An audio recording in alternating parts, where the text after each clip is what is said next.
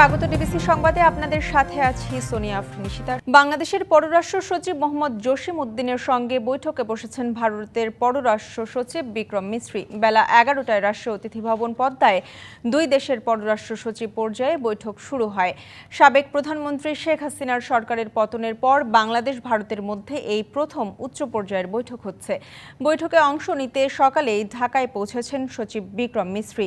সকাল 8:30টায় তাকে বহনকারী ভারতের বিমান বাহিনীর বিশেষ ফ্লাইটটি তেজগাঁও পুরাতন বিমানবন্দরে অবতরণ করে সচিব পর্যায়ে বৈঠকের পাশাপাশি পররাষ্ট্র উপদেষ্টা তৌহিদ হোসেন ও প্রধান উপদেষ্টা ডক্টর মোহাম্মদ ইউনূসের সঙ্গেও তার সৌজন্য সাক্ষাৎ হতে পারে।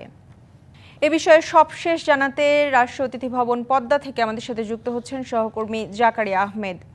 জাকারিয়া, এ বিষয়ে সর্বশেষ কি তথ্য আছে আপনার কাছে, বিস্তারিত জানাবেন। সেটা আমরা এখনও রাষ্ট্রীয় অতিথি ভবন পদ্মার সামনে রয়েছি। 11টার সময় বৈঠক শুরু হয়েছে। আমরা দেখেছি তার আগে ভারতের যে পররাষ্ট্র সচিব বিক্রম মিশ্রি তিনি প্রবেশ করেছিলেন। তার আগে বাংলাদেশের পররাষ্ট্র সচিব জসিম উদ্দিন তিনিও প্রবেশ করেছেন এবং আমরা যতটাও জানতে পেরেছি যে আনুষ্ঠানিক বৈঠকের আগে তারা দুজন একান্ত বৈঠক করেছেন, এরপরেই আনুষ্ঠানিক বৈঠকে তারা বসেছেন।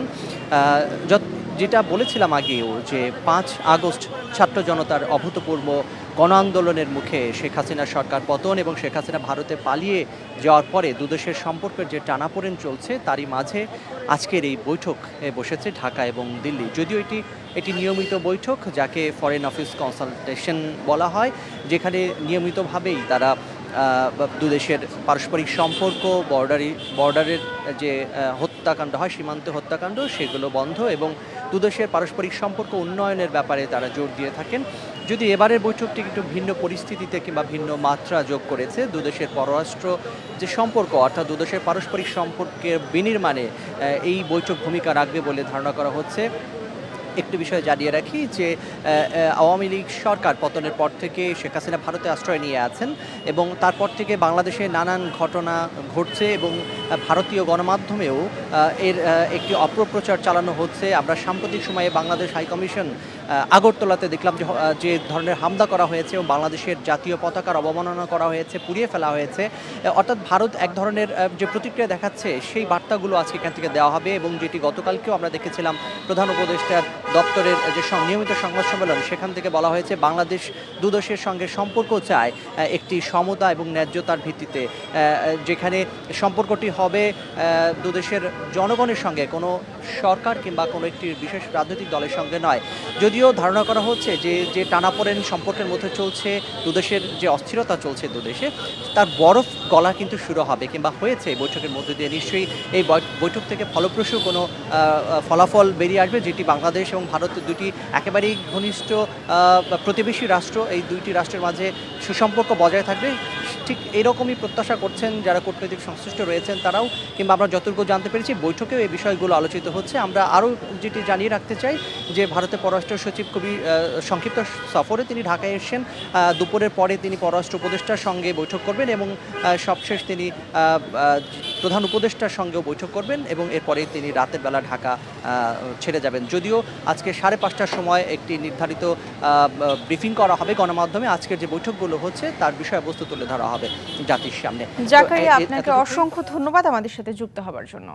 প্রধান উপদেষ্টা ডক্টর মোহাম্মদ ইউনূসের সঙ্গে বৈঠক করবেন ইউরোপীয় ইউনিয়নের 27 দেশের রাষ্ট্রদূত। এর আগে বৃহস্পতিবার বিকেলে পররাষ্ট্র মন্ত্রণালয়ের সাপ্তাহিক ব্রিফিংয়ে পররাষ্ট্র মন্ত্রণালয়ের মুখপাত্র মোহাম্মদ রফিকুল আলম এই তথ্য জানান। তিনি জানান, 9 ডিসেম্বর দুপুরে ঢাকায় প্রধান উপদেষ্টার সঙ্গে ইউরোপীয় ইউনিয়নের 27 দেশের রাষ্ট্রদূত এবং ইউরোপীয় ইউনিয়নের রাষ্ট্রদূত সহ মোট 28 জন সমবেতভাবে বৈঠক করবেন বলে আশা করা যাচ্ছে। ইউরোপীয় ইউনিয়নের সব সদস্য রাষ্ট্রের রাষ্ট্রদূত একত্রিত হয়ে সরকার প্রধানের সঙ্গে আলোচনার উদ্যোগ এবারই প্রথম। এই বৈঠক বাংলাদেশ ও ইইউ এর সম্পর্ক আরও সুসংহত করবে বলে আশা করা যাচ্ছে।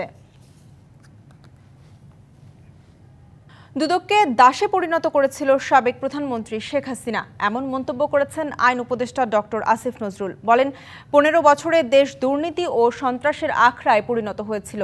ডিপ্লোমা ইঞ্জিনিয়ার্স ইনস্টিটিউটে আন্তর্জাতিক দুর্নীতি বিরোধী দিবস উপলক্ষে দুদকের আয়োজনে এসব কথা বলেন তিনি। জানান, দুর্নীতিবাজ যদি ক্ষমতাবান হয় তাহলে দেশে অনাচার বাড়ে। রাজনৈতিক চাপে ও আমলাতান্ত্রিক জটিলতায় ভালো কাজ করার সুযোগ হারিয়েছিল দুদক, মন্তব্য করেন আইন উপদেষ্টা। দুদক তো ছিল, উচ্চ আদালত তো ছিল, কোনো বিচার হয়েছে? কিচ্ছু হয় নাই। বিচার কার হতো? খালেদা জিয়ার বিচার। সেই চোর প্রধানমন্ত্রী, যার পুরা পরিবার ছিল চোর, সে সারা দেশে বলে বেড়াত এতিমের টাকা নাকি খালেদা জিয়া আত্মসাৎ করেছে। এই চোরের মুখের সামনে কেউ কোনো কথা বলতে পারতো না। দুদক তার দাসে পরিণত হয়েছিল, বিচার বিভাগ তার দাসে পরিণত হয়েছিল। জুলাই আন্দোলনের চেতনায় দুর্নীতির বিরুদ্ধে লড়াই করতে দুদক প্রতিশ্রুতিবদ্ধ বলে জানিয়েছেন সংস্থাটির সচিব খোরশেদা ইয়াসমিন। সকালে রাজধানীর সেগুনবাগিচায় দুদক কার্যালয়ে আন্তর্জাতিক দুর্নীতি বিরোধী দিবস উপলক্ষে দুদক সচিবের নেতৃত্বে পতাকা উত্তোলন ও বেলুন উড়িয়ে দিনব্যাপী কর্মসূচির উদ্বোধন করা হয়। পরে দুদক সচিব বলেন, দেশের বিকাশ ও উন্নয়নের মূল বাধা দুর্নীতি। দুর্নীতির বিরুদ্ধে লড়াই জাতির সমষ্টিগত কাজ, তাই সবাইকে ঐক্যবদ্ধভাবে কাজ করতে হবে। এদিন মানববন্ধনের পাশাপাশি আলোচনা সভা ও চিত্র প্রদর্শনের আয়োজন করা হয়েছে। দুর্নীতির মূল উৎপাটনের জন্য প্রয়োজন সামাজিক, প্রশাসনিক এবং রাজনৈতিক ক্ষেত্রে শুদ্ধতার বিস্তার। জবাবদিহিমূলক এবং জনকল্যাণমূলক রাষ্ট্র প্রতিষ্ঠায় জুলাই গণ অভ্যুত্থানের চেতনাকে ধারণ করে তরুণ সমাজকে সাথে নিয়ে দুর্নীতিমুক্ত বাংলাদেশ গঠনে আমরা দৃঢ় প্রতিজ্ঞ। শাহবাগ থানার শিক্ষার্থী মানিক হত্যা মামলায় সাবেক আইসিটি প্রতিমন্ত্রী জুনায়েদ আহমেদ পলককে আবারও 3 দিনের রিমান্ড নেওয়া হয়েছে। সোমবার সকালে তাকে ঢাকার সিএমএম আদালতে তোলা হয়। পরে 7 দিনের রিমান্ড আবেদন করেন তদন্তকারী কর্মকর্তা। অন্যদিকে আসামির শারীরিক অবস্থা বিবেচনায় রিমান্ড বাতিল চেয়ে জামিনের আবেদন করেন তার আইনজীবীরা।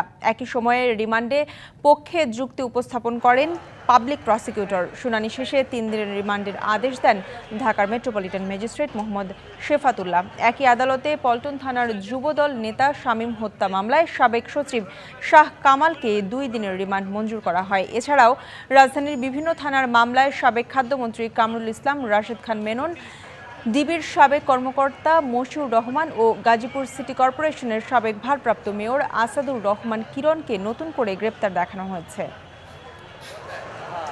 পুলিশের অপেশাদার আচরণের জন্য ক্ষমা চাইলেন ডিএমপি কমিশনার শেখ মোহাম্মদ সাজ্জাদ আলী। বলেন, ছাত্র জনতার আন্দোলনে ঢাকা মহানগর পুলিশ পেশাদারিত্বের বাইরে চলে গেছে। কথা বলেন রাজধানীর ভয়াবহ যানজটের বিষয়ে, আশ্বাস দেন নিয়ন্ত্রণের। ঢাকা মেট্রোপলিটন পুলিশ ওই আন্দোলনে পেশাদারিত্বের বাইরে গিয়ে যে কাজ করেন সেই কাজের জন্য আমি অত্যন্ত দুঃখিত এবং ঢাকাবাসীর কাছে তথা দেশবাসীর কাছে আমি ক্ষমা প্রার্থী। ট্রাফিকের এই অব্যবস্থা থেকে উত্তরণের জন্য যিনারা রাস্তা ব্যবহার করেন তাদেরকে অবশ্যই ট্রাফিকের আইন কানুন মেনে চলতে হবে। সংবাদে এই ছিল এখনকার মতো। ডিবিসি নিউজের সংবাদগুলো পড়তে ভিজিট করুন dbcnews.tv আর ভিজিট করুন ডিবিসি নিউজের ফেসবুক পেজ এবং ইউটিউব চ্যানেল। ডিবিসির সঙ্গেই থাকুন।